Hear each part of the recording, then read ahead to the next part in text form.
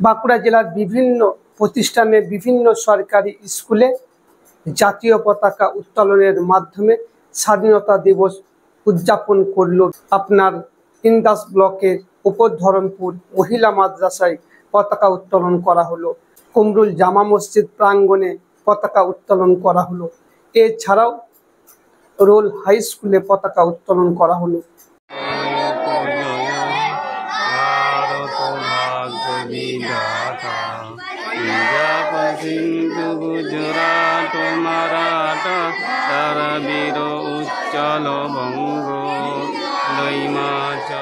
আজকের দিনে যে বীর যোদ্ধাদের আত্মত্যাগের মাধ্যম দিয়ে আমরা স্বাধীনতা অর্জন করেছি, আজকে সেই দিনেতে কুমরুল মণ্ডলপাড়া নিয়ামতদানের মসজিদে মক্তবের পক্ষ থেকে যে পতাকা উত্তোলন শুরু করেছি সেটা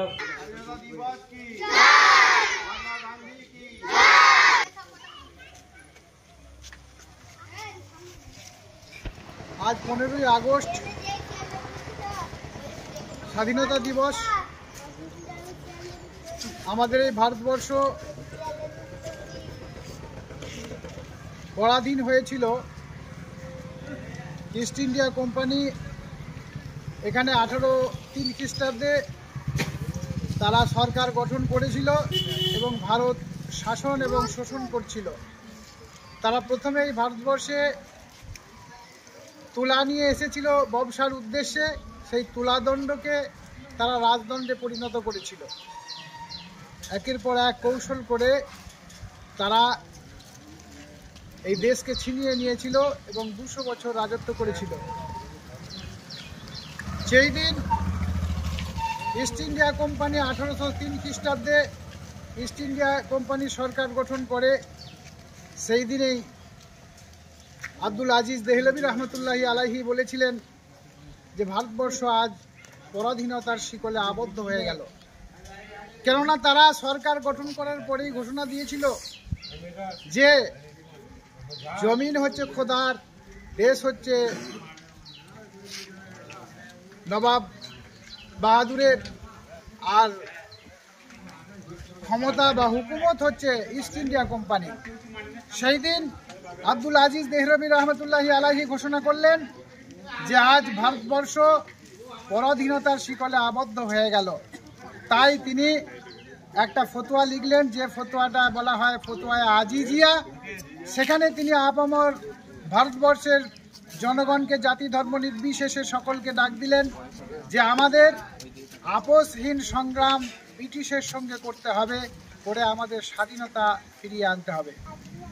একের পর এক বিভিন্ন আপনার যুদ্ধ হয়েছে, যেখানে অনেক বিদ্রোহ হয়েছে। ফকির বিদ্রোহ, রেশমি রুমাল আন্দোলন, অসহযোগ আন্দোলন, এইরকমভাবে বিভিন্নভাবে ইংরেজদের সঙ্গে সংঘাত হয়েছে দেশকে স্বাধীন করার জন্য। হিন্দু মুসলমান সম্মিলিতভাবে তারা প্রাণ দিয়েছে, রক্ত দিয়েছেন, আত্মবলিদান দিয়েছেন দেশকে স্বাধীন করার জন্য। তিতুমির, যাকে মীর নিসার আলী বলা হয়, সে মীর নিসার আলী নারকেল বেরিয়ায় বাঁশের কেল্লা তৈরি করেছিল। ইংরেজদের সঙ্গে যুদ্ধ শুরু হয়েছিল। যুদ্ধ করতে করতে তিতুমির ইংরেজদের গুলিতে উড়ে গিয়েছিল। এই রকমভাবে হিন্দু মুসলমান সম্মিলিতভাবে এই দেশকে আজাদির প্রশ্নে রক্ত দিয়েছিলেন। অবশেষে অনেক প্রতীক্ষার পর 1947 সালে 15ই আগস্ট দেশ স্বাধীন হয়। তো সেই জন্য যারা আত্মবলিদান দিয়েছিলেন, যে এই লালকেল্লায় ইস্ট ইন্ডিয়া কোম্পানির পতাকা পথ করে উঠত, সেই লালকেল্লায় শাহনওয়াজ খান উঠে ব্রিটিশের পতাকাকে খুলে ছুঁড়ে ফেলে দিয়ে সেই দিনে পতাকা বেঁধে দিয়েছিলেন। আবিদ হাসান তিনি স্লোগান দিয়েছিলেন জয় হিন্দ। তো এইরকমভাবে যে দেশের যে সমস্ত আত্মবলিদান দিয়েছে, আমরা আজকে তাদের শ্রদ্ধা, তাদের ভক্তি, তাদের ভালোবাসায় আমরা আজকে এই ইন্দাস থানার সাঁকুল গ্রামে আমরা পতাকা উত্তোলন করলাম।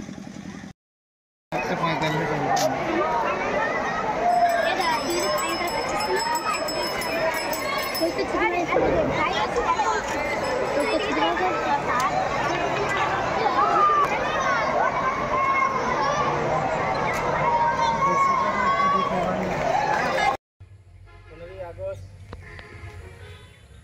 স্বাধীনতা দিবস ৭৯তম স্বাধীনতা দিবস আমরা উদযাপিত করতে চলেছি।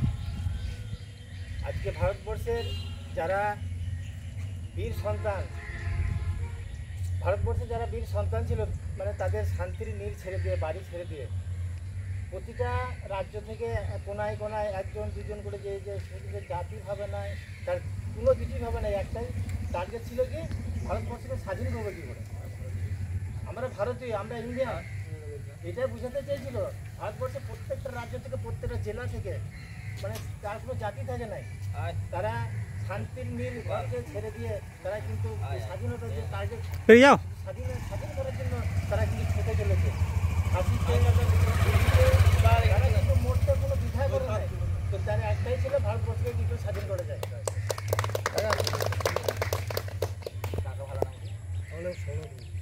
আর সঙ্গে আপনার আমাদেরই গ্রামে একটা ভালো শিক্ষক এবং প্রবীণ মানুষ সনদ মিত্র সাহেব সাথে আছেন।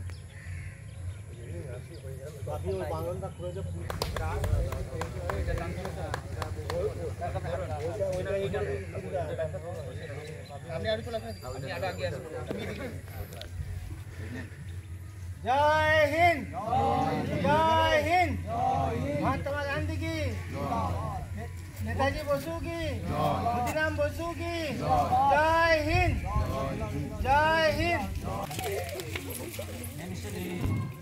যেনাকে আমরা দাওয়াত দিয়েছি কোচমোড়ি ইমাম সাহেব, তেনাকে রুমালটি দিলেন আমাদের মৌলানা হিরণ সাহেব। হিরণ কোথায় আছেন?